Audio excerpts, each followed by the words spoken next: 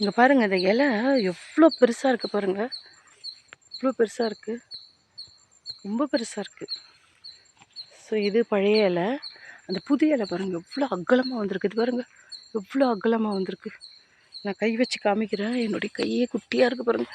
அதில் பாருங்கள் இவ்வளோ அகலமாக வந்திருக்கு. ஓ காட், பாருங்கள் என் கை எவ்வளோண்டு இருக்குது பாருங்கள். இப்போது சாப்பிட்டா எத்தனை பேர் உட்காந்து சாப்பிட்லாம்? ஐ திங்க் நல்லா 4 பேர் 5 பேர் உட்காந்து சாப்பிட்லாம். பெரிய இலை. அங்கே பாருங்கள், இது பச்சை வாழை. ஸோ நான் உங்களுக்கு பச்சை வாழை அப்புறம் வந்துட்டு ஏலைக்கு எப்படி கண்டுபிடிக்குதுன்னு சொல்கிறேன். இது பாருங்கள், இது இலை பார்த்தீங்களா எவ்வளோ அகலமாக இருக்குது. இதெல்லாம் பச்சை வாழை. ஏலைக்கு வந்து அங்கே இருக்குது பாருங்கள், அந்த தோட்டத்து பக்கத்து தோட்டம். அது நம்ம தோட்டத்துலேயும் இருக்குது, பட் அங்கே நடந்து போகணும். அதனால இதே காமிக்கிறேன் பாருங்கள். இது ஏலைக்கு. ஏலைக்கு வந்துட்டு அவ்வளோ அகலமாக இருக்காது, கொஞ்சம் நேரோவாக இருக்கும். ஸோ இது எதையும் நீங்கள் கம்பேர் பண்ணலாம். இது பாருங்கள் எவ்வளோ அகலமாக இருக்குது, அவ்வளோ அகலம் அது இருக்காது. ஸோ கொஞ்சம் நேரோவாக இருக்கும். ஸோ இதுதான் இப்படி தான் நம்ம கண்டுபிடிக்கிறது. பச்சை வாழைப்பழம் அப்புறம் ஏலக்கி. ஓகேவா?